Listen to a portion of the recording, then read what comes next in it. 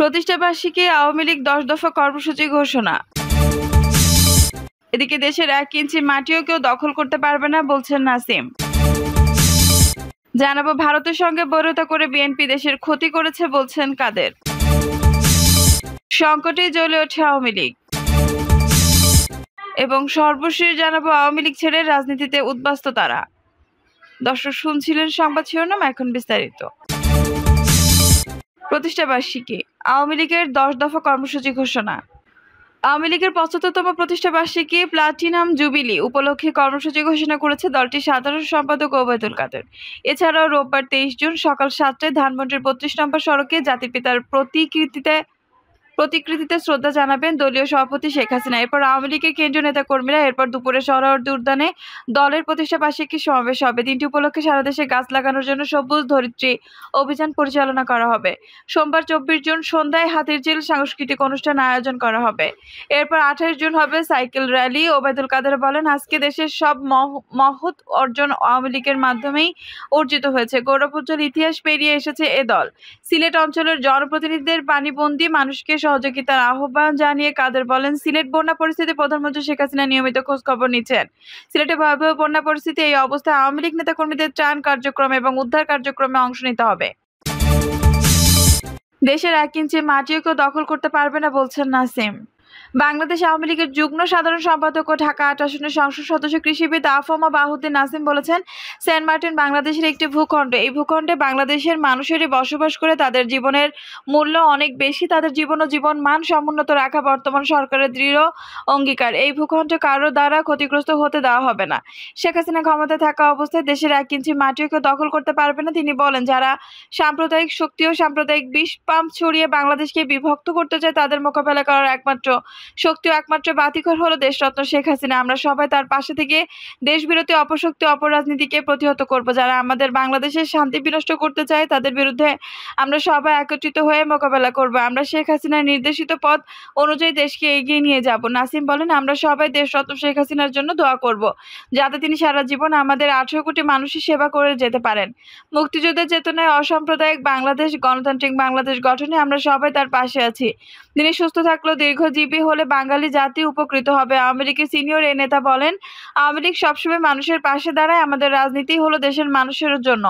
আমরা বঙ্গবন্ধু কন্যা দেশরত্ন শেখ হাসিনার নির্দেশে মানুষের পাশে দাঁড়ায়। আমাদের দায়িত্ব হলো মানুষকে ভালোবাসা, মানুষের পাশে থাকা। দেশের সব দুর্দিন ও দুঃসময় আওয়ামী লীগের নেতাকর্মীরা মানুষের পাশে ছিল। ঢাকা ৮ আসনের নেতাকর্মীদের উদ্দেশ্যে তিনি বলেন, আপনারা আমাকে ভোট দিয়ে দেশরত্ন শেখ হাসিনার প্রার্থী হিসেবে নির্বাচিত করেছেন, এজন্য আমি আপনাদের প্রতি কৃতজ্ঞতা জানাই।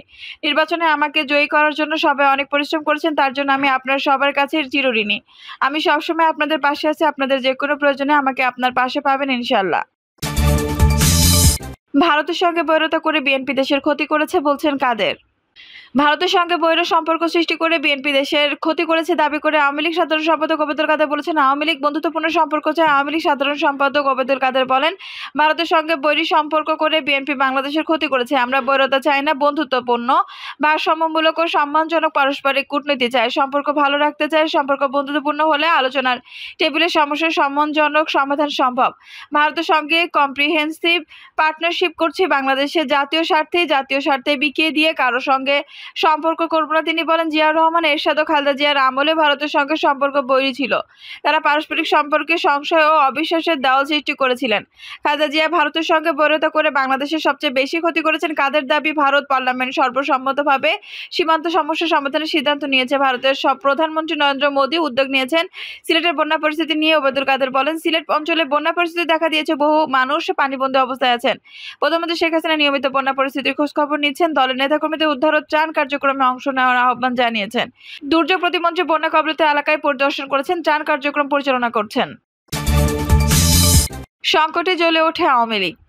৭৫ বছর পূর্ণ করতে যাচ্ছে আওয়ামী লীগ। এই উপমহাদেশে একটি রাজনৈতিক দলের ৭৫ বছর পূর্ণ করে একটি বিরল ঘটনা। এই ৭৫ বছর আওয়ামী লীগের ক্ষয়িঞ্চু হয়নি, অস্তিত্বের সংকটে ভোগেননি। অস্তিত্বের সংকটে ভোগেনি, বরং ক্রমশ যেন আরো উজ্জ্বল এবং দীপ্ত হয়ে উঠেছে। বাংলাদেশের রাজনীতিতে আওয়ামী লীগ এখন অপরিহার্য একটি নাম। আওয়ামী লীগ গত ৭৫ বছরে বারবার বিভিন্ন সংকট এবং চড়াই উতরাইয়ের মধ্য দিয়ে গেছে এবং এই প্রতিকূলতা মোকাবেলা করে আজকের অবস্থানে অটুট রয়েছে। জাতির পিতা বঙ্গবন্ধু শেখ মুজিবুর রহমানের আদর্শে গড়া এই রাজনৈতিক দলটি। আওয়ামী লীগের রাজনীতিতে সবচেয়ে তাৎপর্যপূর্ণ দিক হলো সংকটে এই দলটি বিপর্যস্ত হয়ে পড়ে বটে, তবে সংকটে আওয়ামী লীগ বারবার জ্বলে উঠেছে। আওয়ামী লীগকে মনে করা হয় অনেকটা ফিনিক্স পাখির মতো। ধ্বংসস্তূপের মধ্য থেকে যেন আওয়ামী লীগ নতুন করে গড়ে ওঠে ১৯৬৬ সালে ৬ দফা আন্দোলনে এবং আগরতলা ষড়যন্ত্র মামলায়। সময় জাতির পিতা বঙ্গবন্ধু শেখ মুজিবকে যখন গ্রেপ্তার করা হয়েছিল তখন আওয়ামী লীগের অস্তিত্ব নিয়ে অনেকেই সংশয় প্রকাশ করেছিল। আওয়ামী লীগ কার্যালয়ে তখন বাতি জ্বালানোর লোক ছিল না। আওয়ামী লীগ শেষ পর্যন্ত টিকবে কিনা এই নিয়ে নানা রকম সন্দেহ সংশয় ছিল, কিন্তু বঙ্গমাতা ফাজিলাতুন্নেসা মুজিবের বিচক্ষণতা এবং তরুণদের উদ্দীপ্ত সংগ্রাম এবং মনোবলের কারণে ১৯৬৯-এ ঘুরে দাঁড়িয়েছিল আওয়ামী লীগ। জাতির পিতাকে মুক্তি দিতে বাধ্য হয়েছিল আইয়ুব সরকার আর আওয়ামী লীগ আবার জনগণের বিপুল ভালোবাসা এবং সমর্থন নিয়ে ৭০-এর নির্বাচনে দেশের একক বৃহত্তর এবং সবচেয়ে জনপ্রিয় রাজনৈতিক দল হিসেবে আত্মপ্রকাশ করেছিল।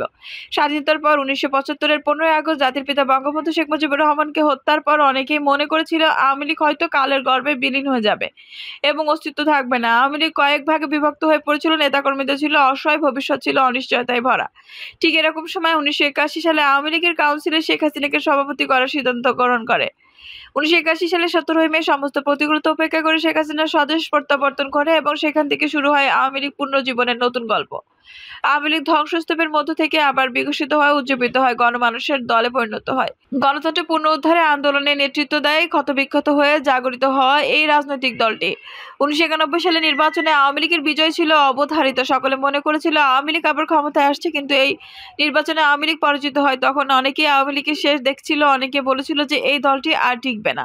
আবার একটি মুসলিম লীগ কবে হবে তা নিয়ে নানা রকম জল্পনা কল্পনা ছিল, কিন্তু সেই জল্পনা কল্পনার অবসান ঘটিয়ে শেখ হাসিনা তার রাজনৈতিক প্রজ্ঞা ও দূরদর্শিতায় আওয়ামী লীগকে ১৯৯৬ সালে ক্ষমতায় আনেন। ২০০১ সালে নির্বাচনে আওয়ামী লীগ বিপর্যস্ত হয়ে ৪১% ভোট পেয়ে আওয়ামী লীগ আসন অত্যন্ত কম। তখন আওয়ামী লীগের শেষ দিকে ছিল অনেকে বলেছিল এই দলটি আর টিকবে না, আওয়ামী লীগ আস্তে আস্তে বিলীন হয়ে যাবে। কিন্তু ২০০১ সালে সেই নাটকীয় নির্যাতন নিপীড়নের পরও আওয়ামী লীগ ঘুরে দাঁড়িয়েছিল।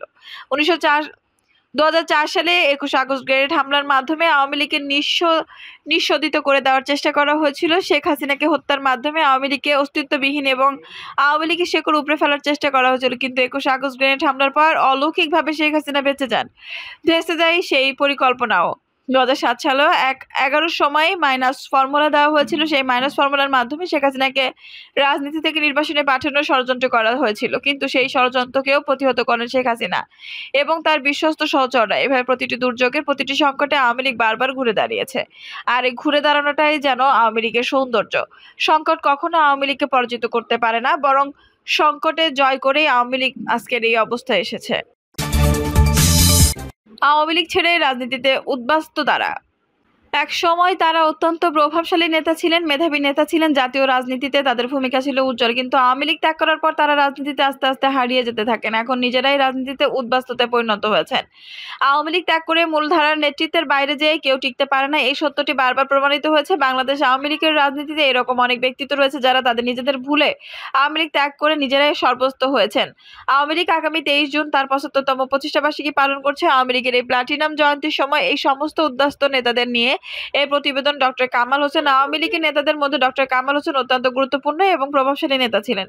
জাতির পিতার অত্যন্ত ঘনিষ্ঠ এবং আস্থাভাজন নেতা হিসেবে তরতর করে রাজনীতির সিঁড়িতে তার উত্তরণ ঘটেছিল বঙ্গবন্ধুর সঙ্গে। তিনি ১৯৭১-এ পাকিস্তানের কারাগারে বন্দী ছিলেন। ৭৫ পরবর্তী সময় তার ভূমিকা ছিল রহস্যময়, কিন্তু তারপরে শেখ হাসিনা তাকে কাছে টেনে নিয়েছিলেন। ১৯৯১ নির্বাচনের পর ডক্টর কামাল হোসেন আওয়ামী লীগ ছেড়ে চলে যান।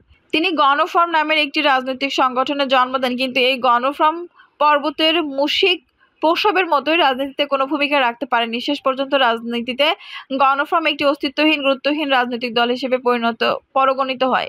এখন বয়সের ভারে নুয়ে থাকা ডক্টর কামাল হোসেন নিজেকে রাজনীতি থেকে গুটিয়ে নিয়েছেন। রাজনীতিতে প্রবল সম্ভাবনা এবং মেধা থাকা সত্ত্বেও তিনি বিভ্রান্তি এবং ভুল রাজনীতির চোরাগলিতে নিজেকে অস্তিত্বহীন হিসেবে পরিণত করেছেন। মোস্তফা মহসিন মন্টু। ৭৫ বয়সী আওয়ামী লীগের রাজনীতিতে একজন গুরুত্বপূর্ণ ব্যক্তি ছিলেন। বিশেষ করে ঢাকায় সংগঠন পুনর্গঠন এবং শক্তিশালী করার পেছনে নির্বাচনে মিন্টুর ভূমিকা ছিল অত্যন্ত গুরুত্বপূর্ণ। কিন্তু আওয়ামী লীগ সভাপতি নির্দেশ লঙ্ঘন করে সন্ত্রাসী তৎপরতাকে প্রশ্রয় দেওয়ার অভিযোগে তিনি আওয়ামী লীগ থেকে বহিষ্কৃত হয়েছিলেন।